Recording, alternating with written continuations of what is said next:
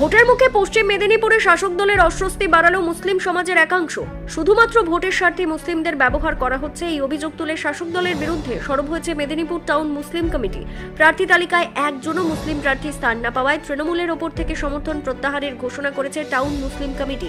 জেলার খড়গপুর, গ্রামীণ, গড়বেতা ও মেদিনীপুরে তিনটি মুসলিম প্রভাবিত বিধানসভায় দীর্ঘদিন ধরে টাউন মুসলিম কমিটির সমর্থন পেয়ে এসেছে শাসক দল, কিন্তু এবারের প্রার্থী তালিকা ঘিরে সেই সমীকরণে ভাঙন ধরেছে। কমিটির তরফে স্পষ্ট জানানো হয়েছে, দ্রুত প্রার্থী পরিবর্তন না হলে মেদিনীপুর ও খড়গপুর গ্রামীণ বিধানসভায় নিজেদের প্রার্থী দেওয়ার পথে হাঁটবে তারা। একই সঙ্গে মেদিনীপুরের বর্তমান বিধায়ক সুজয় হাজরার বিরুদ্ধেও প্রতিশ্রুতি ভঙ্গের অভিযোগ উঠেছে।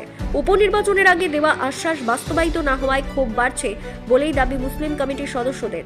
সব মিলিয়ে 2026-এর নির্বাচনের আগে মুসলিম সমাজের এই অবস্থান শাসক দলের চাপ আরও বাড়াবে বলে মনে করছে রাজনৈতিক মহল।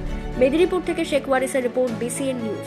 আমরা যে আওয়াজটা তুলছি, আমরা সমগ্র মুসলিম সমাজের জন্য আওয়াজ তুলছি যে আর বসে থেকে লাভ নেই, আর পুতুল হয়ে লাভ নেই, আর বিজেপির জুজে ভয় খাওয়ারও লাভ নেই। আজকে আপনারা দেখুন, প্যালেস্টাইন ইরানকে দেখে আমাদের শিখতে হচ্ছে যে ওরা সংখ্যায় কম, ইসরায়েল মেরে গুঁড়িয়ে দিল প্যালেস্টাইন গাজাকে, তাও কিন্তু তার জজবা কিন্তু বিরাট উঁচু আছে, লড়াই করছে, তারা বসেছে। সেই মুসলিম জাত হচ্ছে আমরা, মুসলিম জাত। আমরা লড়াই থেকে কোনোদিন পিছপা হইনি। আগামী দিনে আমরা লড়াই করব, যার সঙ্গে হোক, আমরা আমাদের দাবিকে আদায় করে ছাড়বো। তার মানে এই খড়গপুর এবং মেদিনীপুর বিধানসভায় কি ভোটটা শাসক দল বিরোধী যাবে বলে যাওয়ার আহ্বান করছেন আপনি? যদি আমাদের কথা না শোনা হয়, আমরা যে বক্তব্য রেখেছি সেটা যদি ওনারা সমর্থন না করেন, তাহলে অবশ্যই হতে পারে। আপনাদের দাবিটা কি তাহলে প্রার্থী বদল?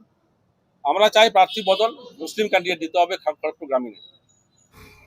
দেখুন, ভারতবর্ষের সংবিধান প্রত্যেকটি মানুষকে এই অধিকার দিয়েছে। একটি গণতান্ত্রিক দেশে, একটি ভোট প্রক্রিয়াতে যে কোনো মানুষ তিনি প্রার্থী হতে পারেন।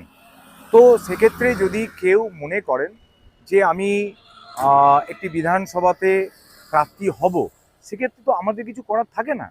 যদি কেউ প্রার্থী হতে চায়, যদি কোনো সংগঠন তাদের প্রার্থী দিতে চায়, গণতান্ত্রিকভাবে তিনি লড়াই করবেন, তিনি লড়াইয়ে সামিল হবেন।